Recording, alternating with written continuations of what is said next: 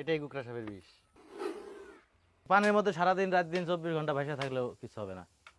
শরীরে এরকম বাম্প করতে পারে না, ফুলাই ফেলতে পারে। হ্যাঁ, এরকম পানির মধ্যে আজকে ছাড়ে যদি দেয় 1 সপ্তাহ 10 দিন 1 মাস পানির মধ্যে এরকম ভাসেই থাকবে।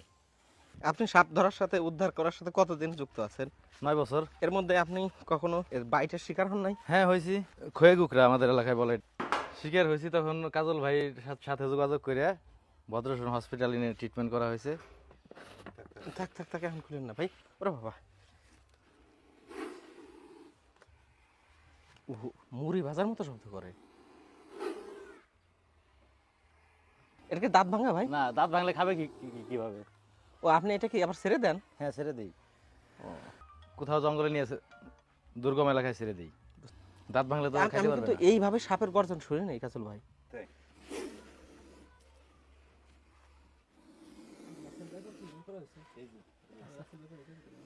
এটা হচ্ছে গোকরা না? এটা কি গোকরা ভাই? খয়ে কুকড়া, এটাই কুকড়া সাপের বিষ। দাঁত ভাঙলে তো বিষটা আসতো না। আসতো না, এটা কি যদি ত্বকে লাগে তাহলে কি হবে ভাই? ত্বকে লাগলে কিছুই হবে না, কিন্তু ক্ষত কাটা স্থানে লাগলে সমস্যা হবে। ওই দাঁত ঝাঁকি দিয়ে কাজ করছি, ওখান থেকে দিছে। পরে টরেও না? এই দেখেন সাবানের ফেনার মতো, আরো বেশি দিলে ফেনা ফেনা হয়ে যেত, সাদা সাদা হয়ে যাবে। পরেও না হাতে? না, দুটাই গোকরা কাজল ভাই? দুটা কি দুই জাতের গোকরা? নিজেরা নিজেরা কামড়া কামড়ি করে না?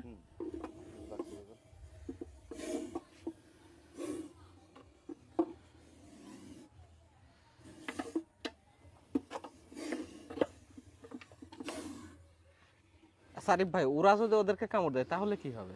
এটা আমি কখনো দেখি নাই। কামড় দিয়েছে কিন্তু ওদের কামড় ওদের মৃত্যু দেখি নাই। তাই না? এটা কি গোকরা? এটাও খয়ে কুকড়া। গোকরার কয়টা প্রজাতি আছে ভাই? খয়ে কুকড়া, পদ্ম কুকড়া, কাল কুকড়া, কিং কুবরা, হ্যাঁ, এগুলো তো সব কুকড়া প্রজাতি।